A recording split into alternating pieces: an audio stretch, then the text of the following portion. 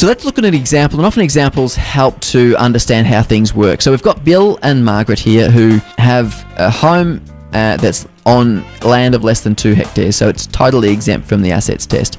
They've got personal effects of $10,000, a vehicle of $18,000, a caravan of $4,500, a holiday shack of $200,000, bank accounts and investments of $44,500, and $123,000 in an allocated pension. So their assets are $400,000. Now, because they're over those thresholds that we talked about here, they're a couple, homeowner, they're over this threshold, their pension is reduced from the maximum amount, which is 1288 per fortnight, and it's reduced from an assets test perspective to 1118 per fortnight. So it's slightly reduced because they're over the assets test.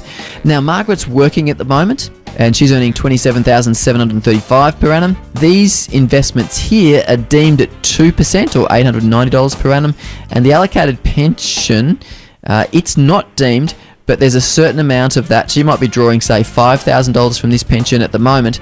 Centrelink might only be, we're assuming here, only test $2,130. So the total income that's being assessed here is the $30,755, and that means her pension is reduced to $839 per fortnight. Now, this is where things change once Margaret stops working. So next example is this yellow line highlighting here that she's no longer working, and now it changes. So the income test is no longer reducing their pension at all. They're getting the full income from an income test perspective, but now it's the assets test here that's actually causing them to have a reduced pension.